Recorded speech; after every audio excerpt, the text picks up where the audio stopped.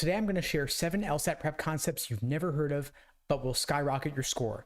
These are concepts I've never heard anyone else in the LSAT world talking about, but I found them to be absolute game changers for my students. I hope they help you out as well. The first concept is the obsessive practice exam narrative, aka OPEN. This is the mistaken impression a lot of students are under that taking more and more practice tests will magically lead to some significant improvement.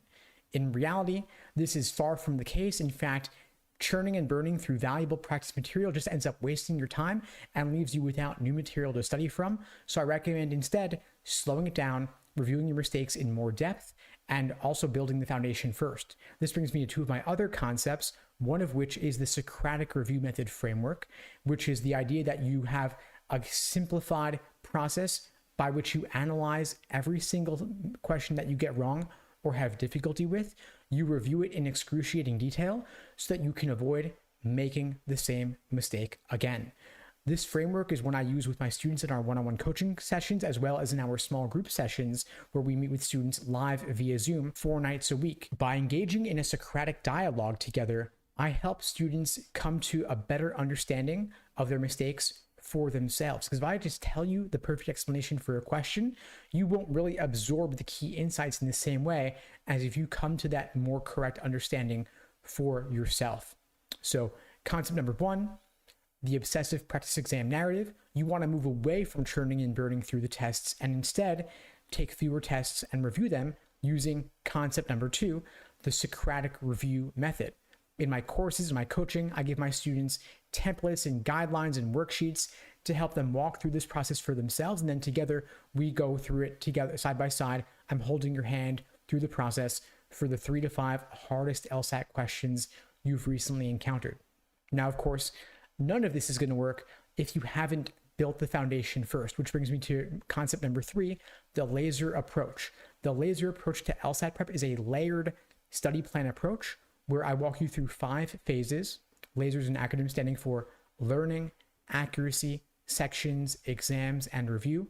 And it's the foundation of all of my LSAT study plans that I create for my students. When you join our program, you will get a personalized day-by-day study plan laying out for you exactly what to do every single day over the course of your prep, which LSAT questions to complete, which videos to watch, when to do questions by type or timed sections, or full-length exams in the lead up to test day. But you gotta build that foundation first. And so we work on learning and accuracy before moving on to sections, exams, and review. If you already have a strong foundation, if you're scoring 160 plus, that's great. At that point, of course, you can move on to sections, exams, and review. And by the way, that's the threshold at which I'm looking for students to join my one-on-one intensive coaching program. If you're interested in finding out more, you can check out the links below the video to book a call with me and my team. We'd be glad to help you out. Now, concept number 4 is one that I don't ever hear other prep companies talking about, especially, which is writing your own explanations. I encourage my students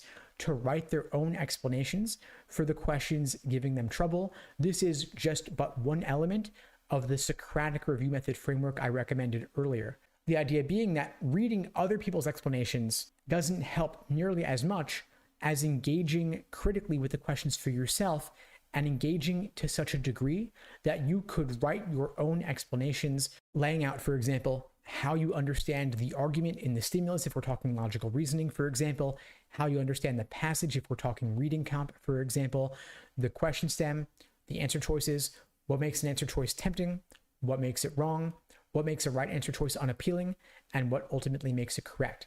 I learned far more when I wrote explanations for over 1,000 official LSAT logical reasoning questions than I did when I was reading someone else's so-called perfect approach to a question that would never actually work on LSAT test day itself. So write your own explanations.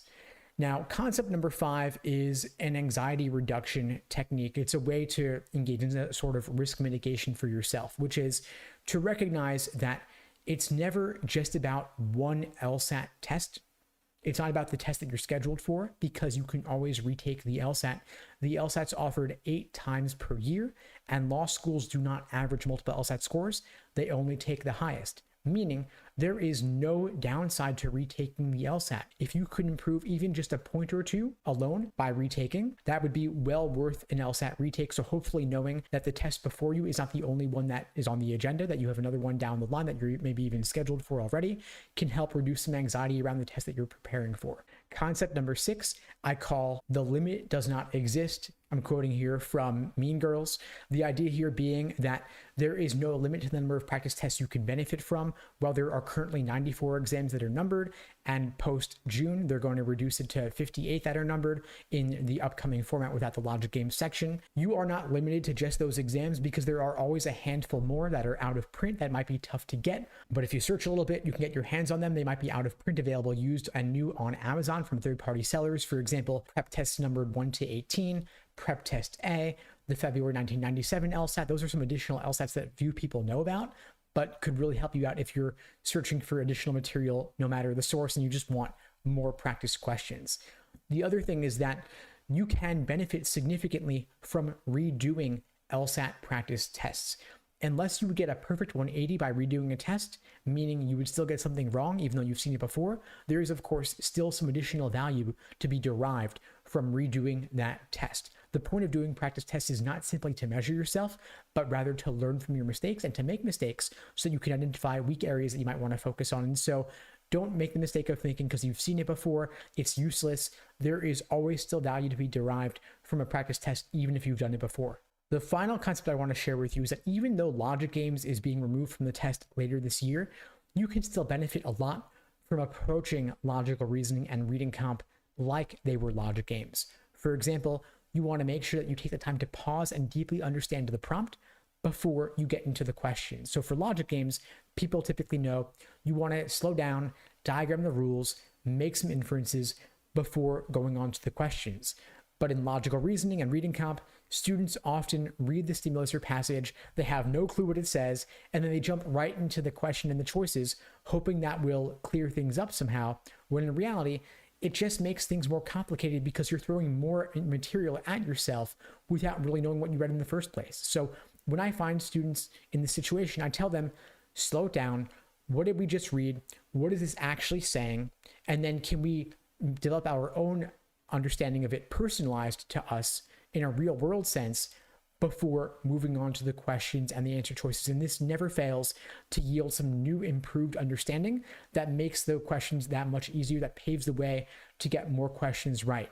So anyway, folks, that's all for now. I hope you found these 7 LSAT prep concepts helpful. If you did, please do me a favor and share this video with someone who needs to see it.